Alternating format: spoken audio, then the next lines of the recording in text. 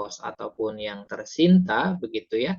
Nah, ini banyak memakai standarnya, konsepnya adalah IMRAD, Introduction, Method, Result, and Discussion. Nah, tempo hari Bapak Ibu sudah menuliskan bagaimana menuliskan pendahuluan atau introduction. Kemudian tempo hari juga sudah menuliskan metodenya seperti apa, resultnya, hasilnya seperti apa, discussionnya seperti apa. Nah, itu sudah Bapak Ibu tuangkan. Tetapi nanti yuk kita bareng-bareng coba refleksi dari tulisan kita, dari tulisan Bapak Ibu, apakah sudah sesuai, dan nanti saya tidak semua nanti akan apakah sudah sesuai atau kira-kira perlu diperbaiki bagian apanya nih gitu ya. Atau mungkin sudah sangat sesuai begitu ya. Nah, kita sama-sama belajar. Baik, di bagian introduction ini adalah pendahuluan. Pendahuluan itu ada satu pertanyaan besar, mengapa harus diteliti? Jadi, bagian pendahuluan atau introduction itu adalah bagian yang menjelaskan Bapak Ibu harus meneliti atau harus nulis artikel itu. Saya di asinkronus ya. Ada 4 poin paling tidak yang ada di introduction pendahuluan. Poin pertama itu ada konteks luas dan relevan. Nah, konteks luas dan relevansi topik ini kalau contoh sebagai kalau Bapak Ibu mengajar di PAI ya begitu ya.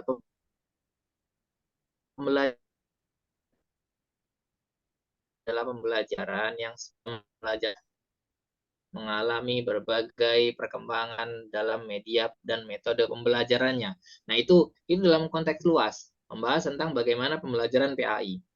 Kemudian yang kedua, ringkasan penelitian sebelumnya. Jadi di dalam pendahuluan itu yang poin kedua, idealnya ada ringkasan penelitian sebelumnya. Yang dimana di situ nanti Bapak Ibu bisa akan menemukan celahnya. Celah dari penelitian itu atau yang disebut dengan istilah research gap. Jadi berdasarkan penelitian Pak Nasihudin begitu ya, bahwasanya pembelajaran PAI yang menggunakan media atau yang menggunakan model PJBL meningkatkan kritis siswa, dan kemudian diteliti oleh Pak Komarudin, pembelajaran PAI BL itu meningkatkan daya ingat begitu ya, daya ingat siswa. Tetapi belum ada yang meneliti pembelajaran PAI dengan PJBL yang kemudian dapat untuk mengetahui bagaimana daya inovasi siswa gitu. Nah, contoh itu. Jadi ada satu gap atau yang belum diteliti oleh orang lain dan Pak Ibu tulis. Itu yang disebut dengan atau research gap. Ada juga di dalam poin kedua ini ada state of the art. State of the art itu adalah kekinian. Nah, tadi pembelajaran PAI yang menggunakan PJBL, model PJBL, itu belum diintegrasikan dengan teknologi digital. Nah, contoh begitu. Saat ini pembelajaran digital itu adalah pembelajaran yang sangat masif di persekolahan. Untuk itu, jadi ada kekiniannya. Atau yang sekarang sedang tren itu apa? Nah, sekarang sedang tren itu apa? Nah, itu yang menjadi bagian dari state of the art. Kemudian ada juga novelty. Novelty itu adalah kebaharuan. Nah, kebaharuan itu hampir sama dengan tadi research gap karena dia mencari celah sesuatu yang baru gitu. Sesuatu yang baru yang belum diteliti oleh orang lain. Nah, kalau state of the art itu kekinian, di kekinian mungkin nggak ada kebaharuan, mungkin. Sangat mungkin. Tetapi kalau state of the art ini adalah konteksnya adalah yang sekarang kalau healthy itu adalah kebaruan dari yang belum diteliti orang lain gitu. Kemudian juga setelah ada bagian yang kedua tadi ya, bagaimana ringkasan penelitian sebelumnya, ditemukan celah penelitiannya, state of the art-nya ada, novelty-nya ada, baru kemudian ke tujuan. Nah, untuk itu peneliti melakukan penelitian ini karena begitu ya, dengan tujuan gitu. Di situ di dalamnya ada pertanyaan penelitian. Bagaimana penerapan model PJBL dalam pembelajaran PAI yang mengintegrasikan teknologi, contoh begitu. Atau kalau untuk yang kuantitatif itu ada hipotesis. Hipotesis atau dugaan sementara. Ini saya rasa untuk bab metodologi penelitian Bapak Ibu sudah tuntas ya di mata kuliah. Nah, kita hanya mengulas kembali. Nah, di sini tadi ya di bagian poin ketiga itu idealnya ada tujuan penelitian, pertanyaan penelitian, kemudian hipotesis kalau itu kuantitatif. Kalau kualitatif tidak perlu. Kalau R&D tidak perlu. Kalau yang studi kajian pustaka tidak perlu. Jadi hipotesis ini adalah kuantitatif. Pak, gimana kalau seandainya R&D, pengembangan, tetapi di dalamnya ada kuantitatif? Oh, production. Tetapi nanti pembahasan metodologi bisa. Kemudian yang keempat adalah sanksi penelitian. Signifikansi penelitian ini adalah penelitian ini, nah tadi contoh kembali lagi, kalau pembelajaran PAI menggunakan PJBL, maka akan berguna untuk apa? Nah, untuk pengembangan proses pembelajaran yang lebih baik, contoh pembelajaran PAI yang lebih menarik, lebih partisipatif, mungkin begitu. Nah, tujuannya untuk apa? Kemudian signifikansinya seperti apa? Bagi tentunya. Apakah berguna bagi keilmuan PAI saja? Oh, mungkin tidak. Ternyata PJBL tidak hanya untuk PAI saja, tetapi juga bisa untuk mata pelajaran yang lain mungkin. Bagi siapa? Bagi guru, bagi mahasiswa juga peneliti gitu. Itu tentang signifikansi penelitian. Kemudian selain introduction, ada beberapa editor jurnal yang kemudian menerapkan literatur review. Literatur ini adalah pustaka. Nah, di dalam kajian pustaka itu biasa tentang teori-teori, konsepsi, definisi, kategorisasi. Itu di dalam literatur review. Ada yang menerapkan ini, ada yang literatur review itu masuk ke dalam introduction yang poin kedua tadi.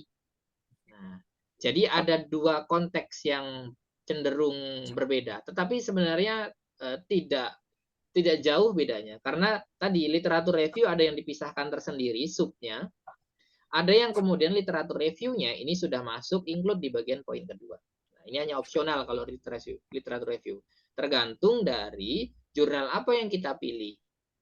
Nah, insya Allah di pertemuan sinkronus selanjutnya kita bahas bagaimana mencari jurnal, bagaimana kemudian membuat akun. Nah, oke, baik, ini bagian introduction. Kemudian selanjutnya adalah metodologi. Metode. Itu how did you do?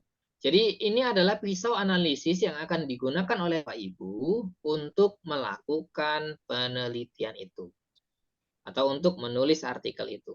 Mau pakai apa gitu pisaunya. Kalau tadi ada tujuan, ada masalah tadi ya. Masalah ternyata pembelajaran PAI saat ini itu memerlukan inovasi dan seterusnya. Maka Bapak Ibu akan menggunakan aktif atau yang lain. Ini kita coba review kembali ya di materi yang sebelumnya. Kuantitatif, ada metodologi kuantitatif. Nah, metode kuantitatif ini fokus pada data numerik dan objektivitasnya. Jadi kalau validitas kuantitatif. Nah, kuantitatif ini idealnya biasanya adalah menguji teori atau mengeneralisasi satu konsep, hubungan sebab akibat dan yang lain gitu ya. Kemudian jenis-jenis dari penelitian kuantitatif. Ada kuasi eksperimen, ada eksperimen survei, ada korelasional, ada komparatif, ada deskriptif. Nah, di eksperimen sebagai contoh kelas Bapak Ibu melakukan penelitian di MTS lah, MTS kelas 7A dan 7B. Eksperimen atau kuadrimen cenderung menyedihkan kuasi eksperimen. Kelas A sebagai kelas eksperimen, kelas kontrol itu bisa gitu. Kemudian nanti sebar angket gitu ya. Setelah sebar angket nanti survei. Nah, survei itu seperti banyak yang dilakukan oleh lembaga survei, biasanya membagikan kuesioner angket, kemudian diisi gitu ya, dan diambil datanya. Korelasional ini adalah biasanya menguji hubungan. Apakah terdapat hubungan antara pembelajaran PAI yang menggunakan PJBL dengan tingkat berpikir inovatif siswa? Ada hubungannya enggak? Nah, itu korelasional. Kalau eksperimen biasanya apakah terdapat pengaruh gitu ya biasanya gitu. Kalau komparatif ini mengkomparasikan, deskriptif ini adalah cenderung dari mendeskripsikan data survei biasanya. Dan kemudian beberapa poin yang diperhatikan dalam metodologi. Nah, biasanya itu ada jenisnya apa, kemudian populasi sampel kalau itu untuk kuantitatif, kalau untuk kualitatif itu ada subjek penelitian disebutnya atau informan atau responden begitu ya. Kemudian teknik analisis datanya itu seperti apa, kemudian tahapannya bagaimana begitu ya, itu dijelaskan di dalam bab metodologi atau di dalam bab metode penelitian ini. Nah, biasanya di sini juga disampaikan lokasinya di mana, kelas berapa begitu ya. Nah, tadi populasi kuantitatif sampelnya berapa dalam yang ini tadi kuantitatif. Sekarang kalau kualitatif bagaimana gitu ya. Tadi kuantitatif ada beberapa sampel. Kemudian kuantitatif ini cenderung memahami makna, konteks dan pengalaman biasanya. Kualitatif ini untuk yang cenderung mungkin lebih suka mendikan begitu ya. Membahas data penelitian menjadi berbagai paragraf. Nah, kemudian teknik di dalam penelitian kualitatif, metodenya itu ada wawancara, ada observasi. Nah, ini biasanya ada yang menuliskan dokumentasi. Nah, itu kurang cocok. Yang cocok adalah studi dokumen. Karena kalau dokumentasi itu adalah hanya memfoto, memotret begitu ya, memvideo begitu. Itu dokumen. Kalau studi itu melihat dokumen yang ada. Oh, ini ada foto tentang pembelajaran PAI yang menggunakan PJBL gitu ya. Itu dianalisis, ada studi. Atau biasanya kalau kualitatif itu apa ya, ingin yang lebih luas. Kemudian jenisnya seperti ada etnografi, ada fenomenologi, ada grounded teori, ada studi kasus, ada action research. Nah, kalau PTK masuk di mana nih Bapak Ibu? Kira-kira. Kalau PTK. Kemarin saya lihat beberapa tulisan cukup banyak yang PTK begitu. Penelitian tindakan kelas. Bapaknya kan studi, Pak. Dokumen mungkin. PTK. Atau ke Studi observasi ya? dokumen. Nah, PTK itu masuk di kualitatif. Di sini action research. Nah, action research ini adalah penelitian tindakan. Nah, namun di dalam jurnal yang saya pahami dan saya baca ya, banyak kemudian yang saat ini menghindari action research. Nah, karena action research itu beberapa editor mengatakan kurang posisinya itu mau kemana, kualitatif, kuantitatif gitu ya, atau R&D atau semacam apa gitu. Jadi ada beberapa kemudian untuk penelitian action research itu nanti dulu. Nah, ini ada etnografi itu biasa kebudayaan biasanya. Nah, ada budaya-budaya, contoh mungkin budaya Nadran di Cirebon dalam konteks masyarakat multikultural gitu mungkin. Atau ini tentang fenomena. Kemarin ketika COVID-19 banyak yang menggunakan fenomenologi ini karena ada fenomena-fenomena yang belum ada dan ingin diteliti. Kemudian kalau grounded teori, ini adalah berdasarkan dari teori-teori yang sudah ada. Teori-teori yang sudah ada dikumpulkan, kemudian dikaji, dan melahirkan teori. Kita kecenderungan bahkan membuat gitu ya, mengkomparasi teori. Ada juga studi kasus dalam penelitian kualitatif atau yang disebut dengan I. Nah, kasus ini juga kemarin ketika COVID-19 cukup banyak juga. Nah, studi kasus itu cenderung studi kasus itu biasanya di satu hal tertentu. Kasus begitu ya. Kalau Bapak Ibu melihat atau mendengar istilah kasus kan berarti biasanya berbeda. Kemudian ada masalah di situ tentunya begitu ya. Oke, kemudian ada action research tadi yaitu penelitian tindakan kelas. Kemudian ada mixed method. Nah, mixed method atau penelitian gabungan antara kuantitatif dan kualitatif. Nah, ada yang juga menyebutkan kuantitatif gitu ya. Nah, ini gabungan mixed method ini. Tujuannya adalah untuk menghasilkan data yang lebih komprehensif dan valid. Dalam desain umum ada sih begitu ya, kemudian explanatorial. Nah, kalau esensial itu dari data kuantitatif dulu, angka-angka, kemudian dikualitatifkan, didescribe atau deskripsikan menjadi narasi-narasi. Kalau exploratory sequential, nah kalau tadi explanatory itu kuantitatif dulu, kalau exploratory itu kualitatif dulu.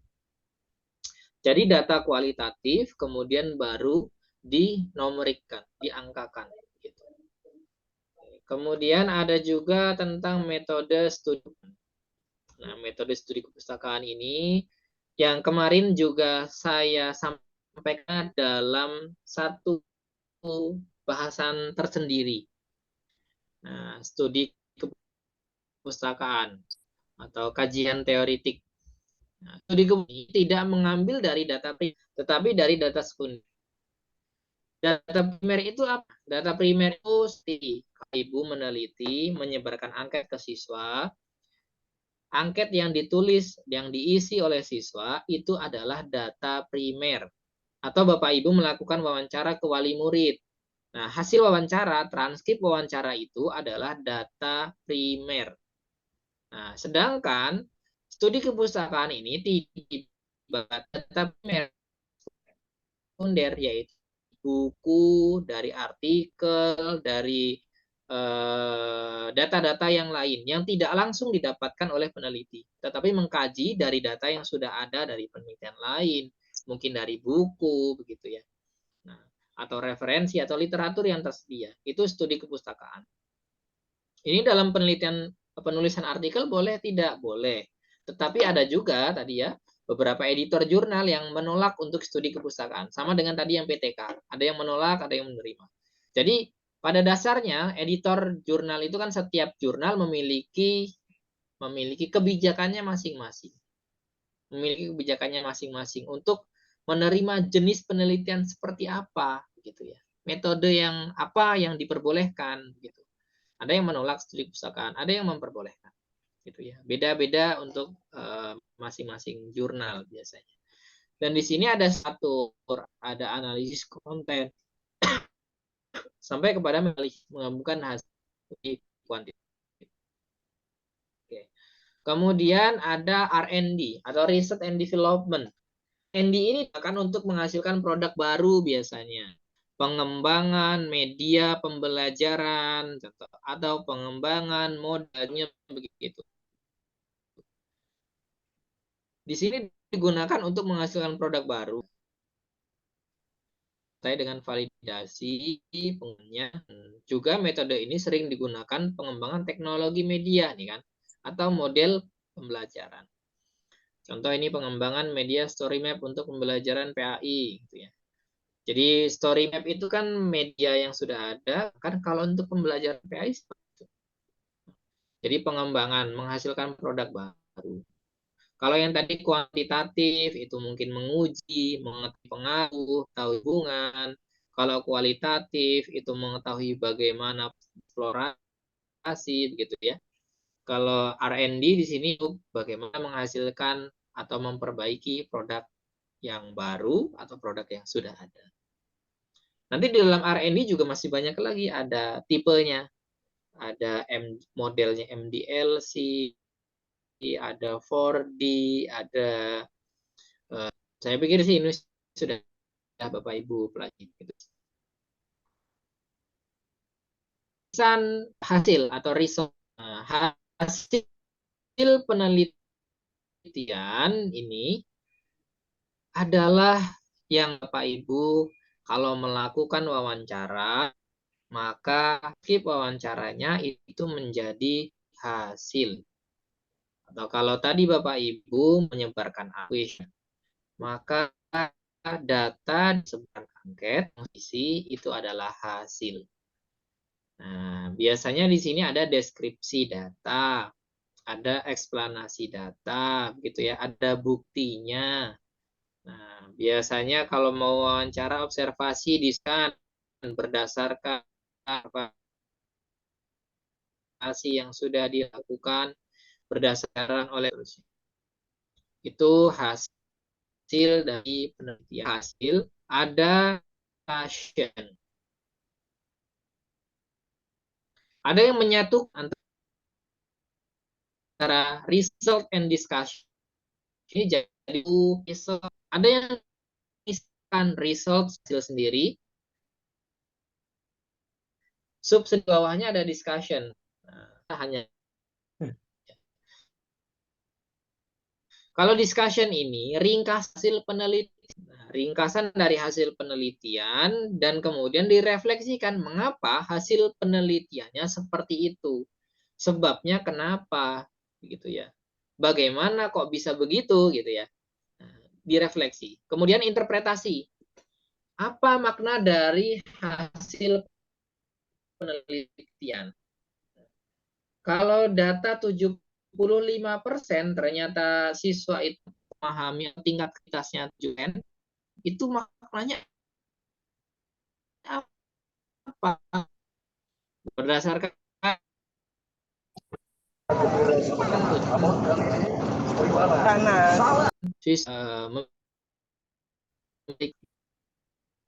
itu makna. Kemudian dikomunikasikan itu diskusikan penelitian yang jadi didiskusikan dengan hasil yang lain. Berdasarkan pendapat A, bahwasanya metode PJPL ini begini, tetapi pendapat B begini. Tetapi pendapat C ternyata sama gitu ya. Atau senada dengan yang disampaikan oleh A gitu. Nah, dikomparasikan. Kemudian aksi. Aksi di sini adalah rencana yang dapat dirumuskan. Artinya posisi peneliti mau seperti apa begitu. Setelah tadi dikomparasikan dengan berbagai teori pendapat, posisi peneliti mau di mana? Apakah peneliti itu cenderung dengan pendapat A atau cenderung pendapat B atau punya posisi sendiri? Oke, itu discussion. Kemudian ada juga yaitu yang terakhir adalah conclusion atau kesimpulan. Kesimpulan di sini atau penting berbeda di sini menjawab dari pertanyaan penelitian. Menjawab dari pertanyaan penelitian. Dan di sini ada nilai lebih, ada sumbangsih riset, konsep ataupun metode biasanya. Dan di sana disampaikan juga keterbatasan penelitian. Keterbatasan ini biasanya disampaikan ketika peneliti mengalami kesulitan-kesulitan. Mungkin hal metode, mungkin hal itu bisa disampaikan juga biasanya. Kemudian referensi. Referensi ini cenderungnya sekarang itu kalau untuk sosial humaniora, pendidikan, itu menggunakan American Psychology Association versi yang ke-7. Yang di pertemuan sinkron kedua, waktu itu bagaimana mengutip dari Google Scholar dan yang sekarang digunakan, yaitu versi 7. Kait dengan materinya.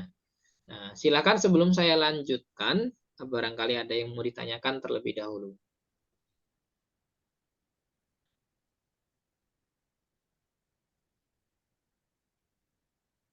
Lanjut, atau barangkali ada yang mau ditanyakan? Lanjut Atau aja, Pak. pusing mungkin? Ya, Izin, Pak. lanjut dulu. Oke, Ada, Pak. Oh iya Pak, ada Pak. Sedikit Pak. sudah terlihat berganti. Oh iya, silakan, Pak. Ini Pak menarik sekali Pak. Itu Pak mau nanyain tentang state Silakan, barangkali of ada the yang mau art tuh, Pak. bertanya. Iya Pak, saya Pak, Daman Huri Pak. Sedikit mau bertanya Pak tentang tadi yang kita jelaskan tuh Pak di awal tuh Pak. Tentang state of the art sama Ya, Pak. state of the art. State of Pak Damanhuri, the silakan art. Pak. Iya Pak, mau nanya tentang tadi yang dijelaskan di awal tuh Pak. Mengenai state of the art dan novelty. Itu Iya. konkret seperti apa Pak? Barangkali bisa contohkan Pak agar lebih jelas gitu. Karena ada sedikit benang merah di situ tuh Pak.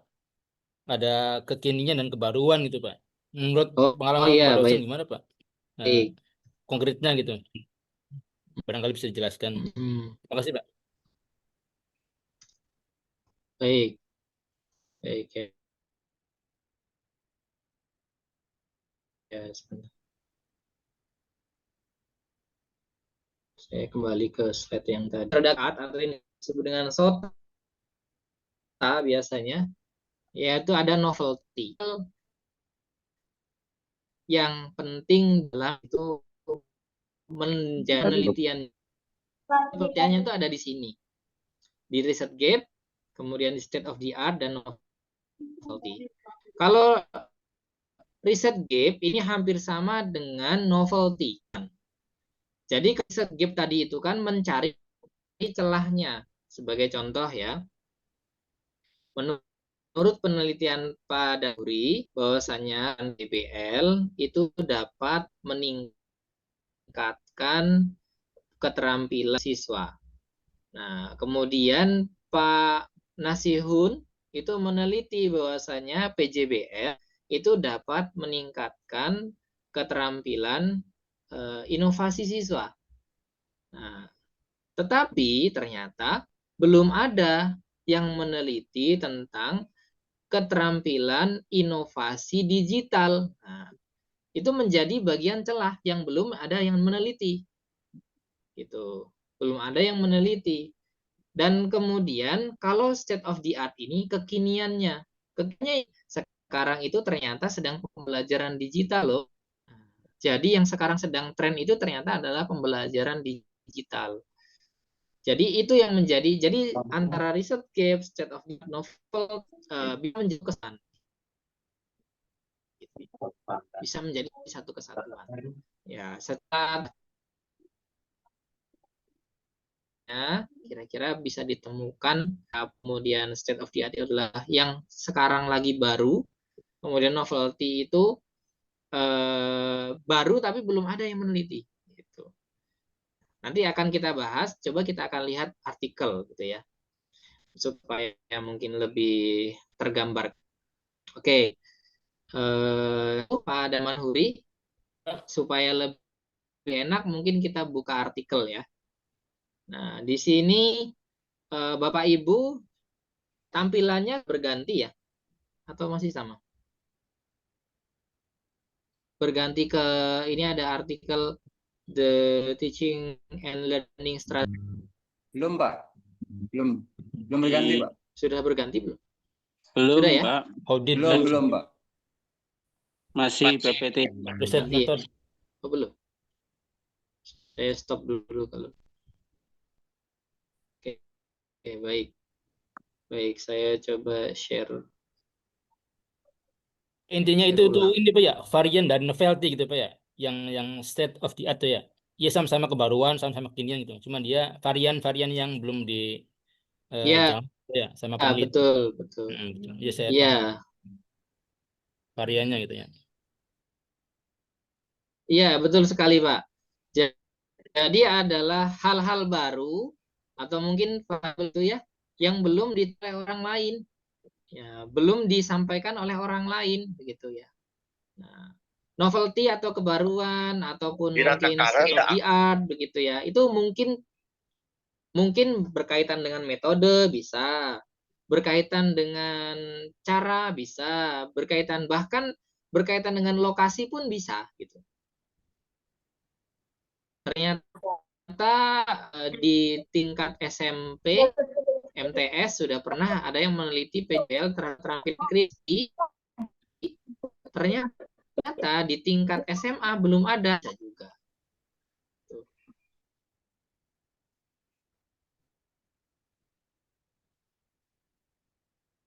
Oke, di sini saya mencoba ingin menyampaikan terkait tadi apa saja sih isinya begitu ya.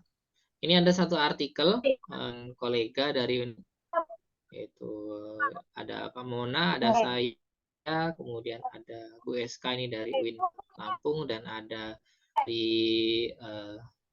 dari Melbourne. Ini terpublikasi di International Journal of Social Learning. Kita akan coba lihat ya, apa saja sih indikatornya yang ada di dalam artikel. Nah, tadi kan sudah kita bahas secara umum, ya, tadi ya introduction, metodologi atau metode, kemudian result and discussion.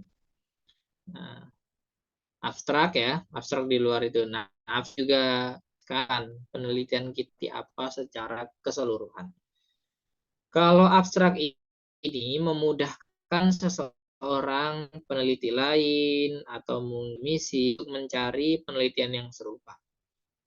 Nah, biasanya abstrak ini dituliskan di dalam bahasa Inggris. Kenapa? Karena bahasa internasional yang akan memudahkan dari berbagai informasi. Nah, di sini saya coba sampaikannya abstrak di sini. Pembelajaran di kelas siswa karena menjadi struktur yang mendukung perkembangan akademis, sosial, dan emosional mereka. Pembelajaran dengan guru secara langsung, hal ini memberikan kesempatan untuk klarifikasi baliknya. Nah, kemudian membangun interaksi, kelas daring menghadirkan, nah ini, kelas daring menghadirkan pertemuan kelas yang cukup singkat dan tidak melibatkan emosi yang baik antara guru dan kemudian penelitian akan studi kualitatif. Kemudian disampaikan di sini berapa, siapa, di mana, dan kemudian hasil akhirnya apa. Ada dalam abstrak. Abstrak tujuan penelitian, pendahuluan ya. Kemudian ada metode, kemudian ada hasil. Paling tidak itu hasil. Kemudian ada kata kunci di dalam abstrak. Kata kunci itu di dalam abstrak itu adalah yang menggambarkan isi keseluruhan. Atau keyword itu yang menggambarkan isi keseluruhan.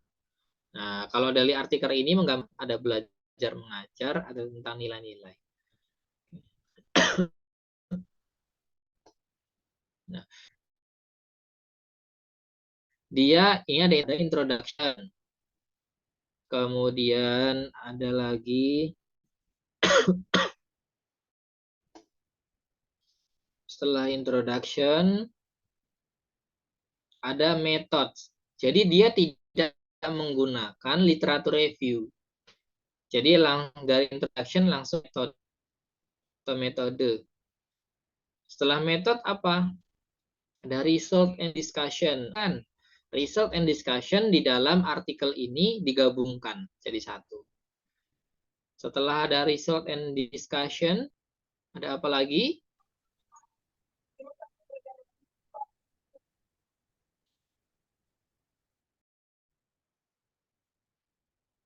Ada conclusion atau kesimpulan. Dari IMRAT ya, introduction, kemudian result and discussion. Nah, ada referensi, tulisan referensinya. Sekarang kita coba lihat lagi kembali naik ke atas.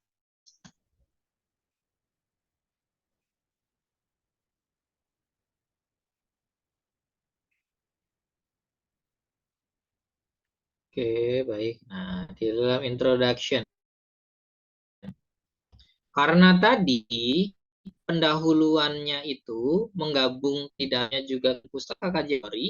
Nah, cenderung lebih banyak di sini. Instructional activities in the learning process should be prepared concern the curriculum. Nah, di sini menggambarkan tentang proses pembelajaran di dalam kurikulum itu disampaikan oleh peneliti ini. Ada Schneider, kemudian ada Anbia, ada saya tertutup, Asya. Nah, hal yang sama. Kemudian juga penelitian TRIS 2014, kemudian tentang bagaimana bahasa ketika COVID waktu itu ada pembelajaran virtual sinkronus gitu ya. Nah, itu disampaikan permasalahannya di mana? Biasanya di bawah. Ya, nanti akan saya tampilkan artikel yang bahasa Indonesia yang lain coba ya, supaya mungkin lebih memudahkan.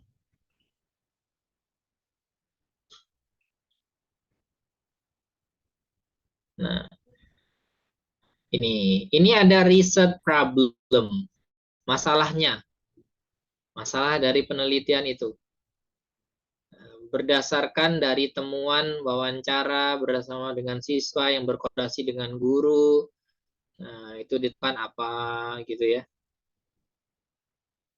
Ada masalah di dalamnya. Kemudian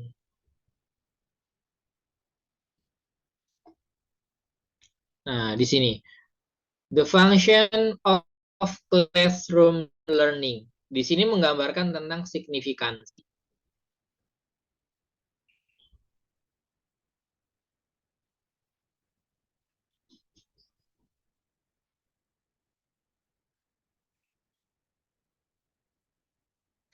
Oke, metode saya berganti ke yang lain. Coba ke artikel yang bahasa Indonesia. Yang ini waktu itu saya share ke Bapak Ibu. Sudah berganti artikelnya ya? Masih ini Pak, Inggris? Atau belum ya? Ya, Saya stop dulu. Masih Pak, masih bahasa Inggris. Oh iya benar, saya stop dulu kalau begitu. Baik, nah, saya stop.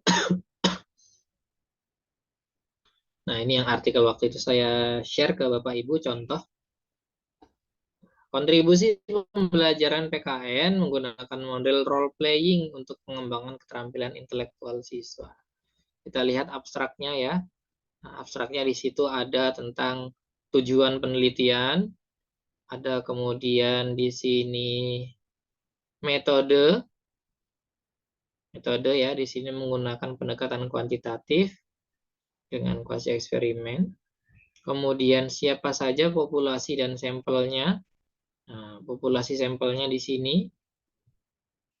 Ini penelitian saya waktu di Bandung, yaitu dari siswa di SMK Telkom Bandung. Kemudian itu ada satu kontrol kuasi eksperimen. Kemudian caranya bagaimana, yaitu ada observasi, ada angket. Ini. Kemudian menggunakan apa? Nih, saya menggunakan ini dengan SPSS, statistik inferensial uji. Kemudian hasilnya segini. Nah, jadi paling tidak di abstrak itu nanti coba Bapak Ibu ready abstrak paling enggak ada tujuan, kemudian metode, ada kemudian di dalam setelah metode itu subjek penelitiannya siapa, kalau kualitas respondennya siapa, informannya siapa, kalau kualitatif, kalau kuantitatif, populasi sampelnya siapa, berapa, dan lokasinya di mana. Nah, kuantitatif maupun kualitatif, lokasinya di mana. Penelitian itu dilakukan di mana. Nah, instrumennya apa, gitu ya. Juga nih, instrumennya apa? Mau instrumennya itu menggunakan pedoman wawancara, kalau kualitatif tadi ya, kemudian studi dokumentatif, kalau kuantitatif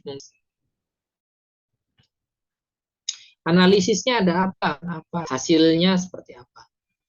Dan biasanya abstrak itu dibatasi tidak lebih dari 500 biasanya. biasanya tidak lebih dari 5. Ada yang memperbolehkan 400, ada yang 300, bahkan tidak lebih dari 500 kata. Diikuti saja nanti template-nya. Dan kata kunci atau keyword, di sini saya menuliskan ada keterampilan intelektual role play. Ini abstrak berbahasa Inggrisnya. Abstrak berbahasa Inggris itu idealnya dituliskan dalam simple past tense atau verb to. Kenapa? Karena penelitiannya sudah dilakukan, ya, past tense dilakukan. Oke, langsung pendahuluan. Nah, pendahuluan bagian pertama dari pendahuluan itu kan yang kerangka umum membahas tentang ini penelitian dulu. KN itu seperti apa? Pendidikan kewarganegaraan akan selalu memiliki keterkaitan dengan kondisi dan dinamika global dan seterusnya. Kait dengan apa yang akan dibahas. Nah, berdasarkan penelitian bukunya Swa. Kemudian nanti kita akan lihat mana kira-kira kita cari. Nah, ini masih tentang kajian teori, intinya ada tentang undang-undang dan seterusnya.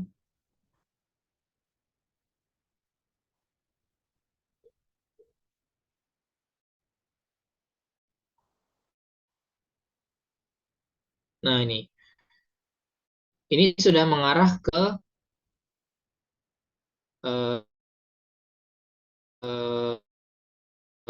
state of the nah, analisis tadi ya.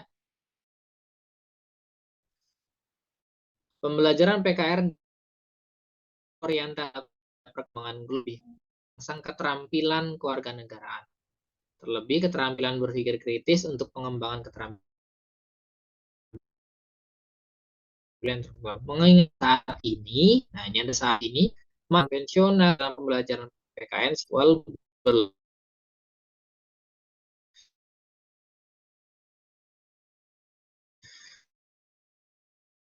gitu ya. Di sini dilakukan peneliti di SMK Komban. Kemudian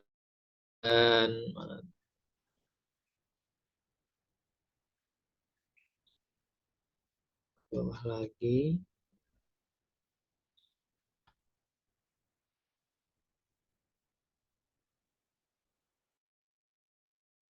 Nah, di sini ada tujuan nih. Yes, dengarnya. Nah, nih. Di sini sebentar. Hal tersebut pernah diteliti oleh kemudian nah ini. Pengembangan kompetensi keterampilan intelektual menjadi mata pelajaran yang penting bagi siswa di SMA agar memiliki keterampilan intelektual yang seterusnya di sini ya. Hal role playing dapat mengembangkan keterampilan dia dalam menyelesaikan masalah. Mencari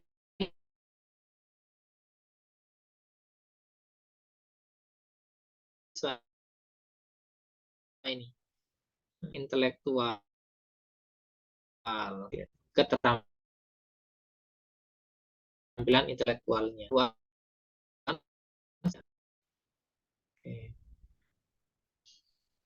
Jadi sesuatu yang belum ada itu adalah bagaimana pembelajaran role playing ini kan keterampilan intelektual dalam konteks itu. Kemudian metode tadi ya, metode dijelaskan kuasi eksperimen, pretest, post test dan seterusnya.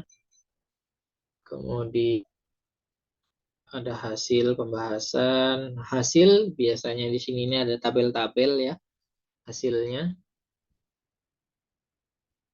Kalau ini hasil dan pembahasan juga menjadi satu. Jadi setelah hasil data penelitian, kemudian dibahas. Berdasarkan data ini, tersebut menghasilkan sebuah simpul yang ini sudah mulai masuk ke pembahasan. Mengapa datanya begini? Itu maksudnya apa? Gitu ya. Kemudian juga ada di sini nih, dalam pembelajaran akan berdampak pada siswa diteliti oleh ini, begitu ya. Ini mulai dibahas, menggali nilai sosial, ini sudah mulai.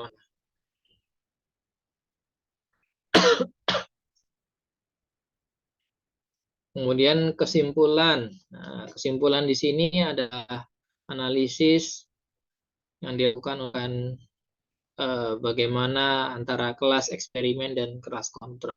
Ini menjawab dari pertanyaan penelitian. Oke, saya coba akan ulas yang lain.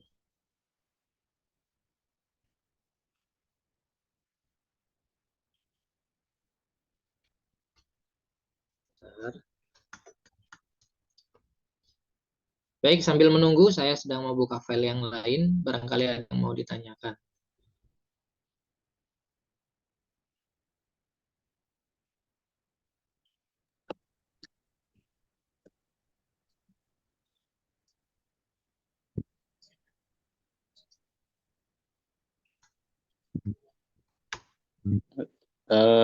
Pak. Halo.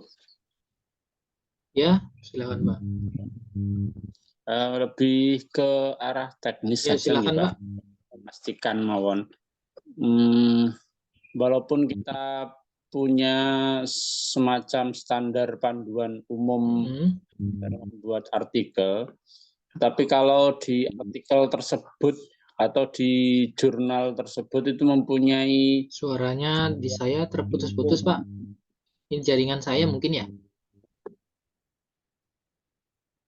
Iya, Pak, mungkin, Pak.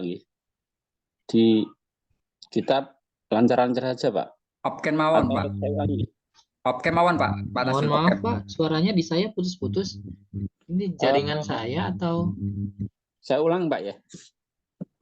Mungkin udah jelas belum, Pak? Gimana, Pak Mario? Jelas, Pak. Jelas. Ya, di sini jelas dengar Pak Nasion. Pak dosen jaringannya kayaknya agak dari tadi putus-putus terus.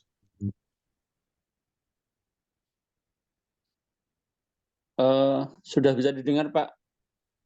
Yes, mungkin ini jaringan saya ya. Pak Nasion bagus, Pak. Nah, Pak sekarang Nasion. sudah. Silakan Pak Nasihun ya. Iya, Pak. Ya mungkin memastikan saja, Pak. Barangkali ya, silakan, Pak. Kita sudah mempunyai standarisasi penulisan, gitu. Selama ini kayak misalkan standar umum penulisan kan, gitu, seperti itu, gitu ya. Tapi kalau jurnal tersebut, jurnal yang mau di submit artikel kita itu mempunyai gaya selingkung sendiri, tentunya kita tetap harus ikut dengan gaya selingkung yang ditetapkan oleh jurnal tersebut kan, Pak Gi?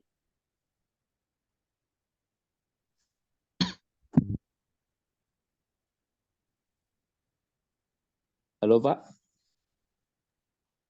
Ya. Baik, ini saya yang saya tadi kalau tidak salah karena terputus-putus ya. Jadi secara umum adalah penulisannya Imrat. Ya, tadi introduction sampai kepada result and discussion begitu. Tetapi dalam hal teknis dituangkan ke artikelnya itu mengikuti template jurnal yang masing-masing. Template jurnal masing-masing.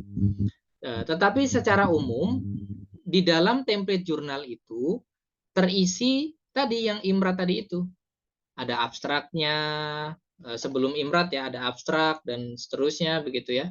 Kemudian introduction itu penulisannya apa aja, indikatornya, kemudian metode itu ada apa aja gitu. Secara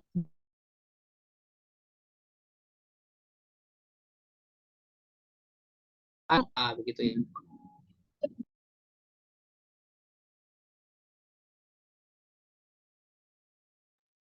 Ya. Nah, Hilang timbul suaranya, Pak.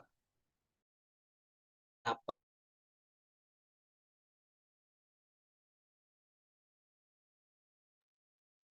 Pak? Iya, mungkin nggih. Terus Iya, apa? suara Pak dosen nggak kedengarannya sinyalnya kali ya? Iya, mungkin jaringannya Bapak nggih. Iya, jadikan Bapak dosennya itu Di saya agak, juga putus nyambung. iya sama. Itu juga pas screen apa ya, juga agak delay, agak telat. Iya itu tadi banyak yang kayaknya ada bukan banyak, ada yang hadir tapi terlambat di sana. Oh ini Iya, belum hadir ya katanya gitu. ya gitu, kayak sinyalnya jaringan di sana. Providernya ini Pak, provider ini. Mental keluar Pak dosen ya? Keluar Pak Mental ya? Pak dosen. Iya, Pak dosen Keluar ya? keluar mental. Iya, Bapaknya kepental. Iya, kayaknya dia mau naik ke lantai 3 dia. Cari sinyal. Ada-ada saja Pak Sumario lantai 3 barang.